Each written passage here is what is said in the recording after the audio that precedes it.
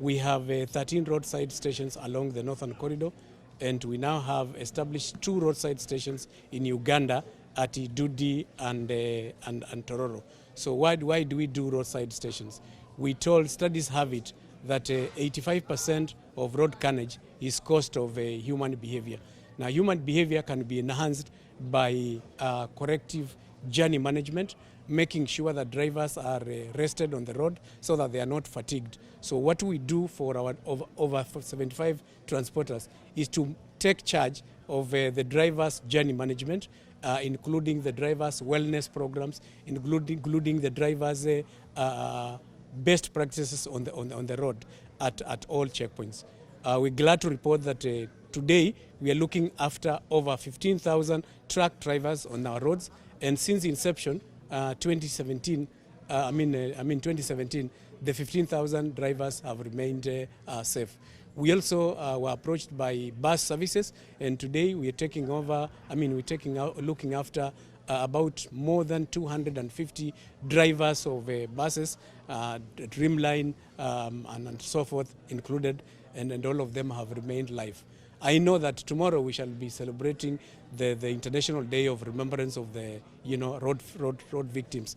But I think for me, what I hold dear is to be able to demonstrate what is it that we are doing in our small capacities to be able to ensure that the road carnage will reduce, because road safety is our collective responsibility. We cannot just look at government, look at NTSA.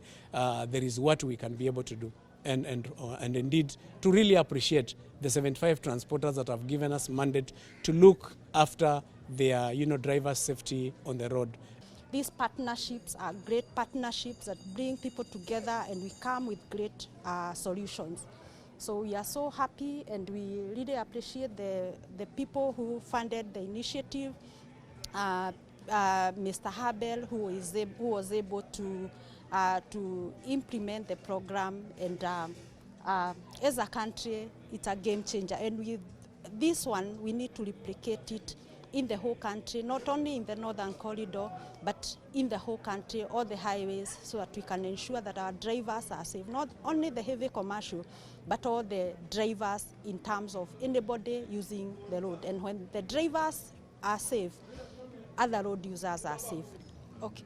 Thank you for the question. It's a great question. As we ensure the wellness of our drivers, we also check on theirs. There are two issues that go together: safety and security.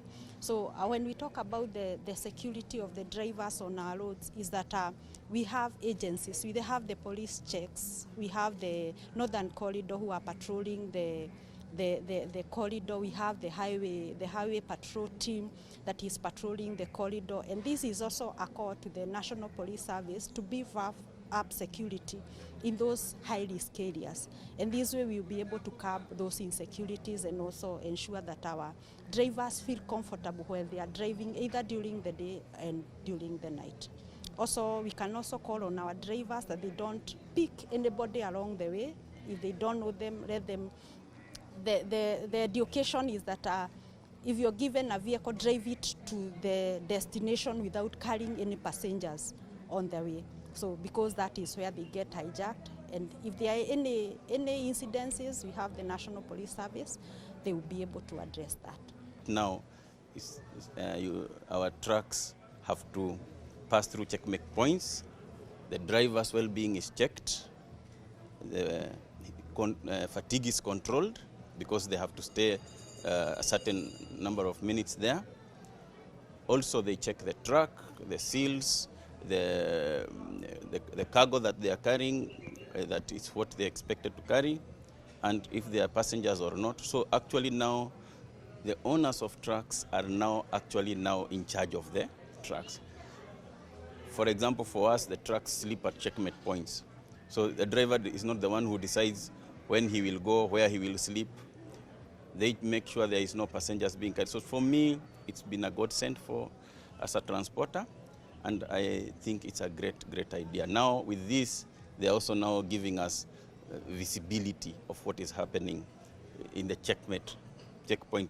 You can actually see what is happening there.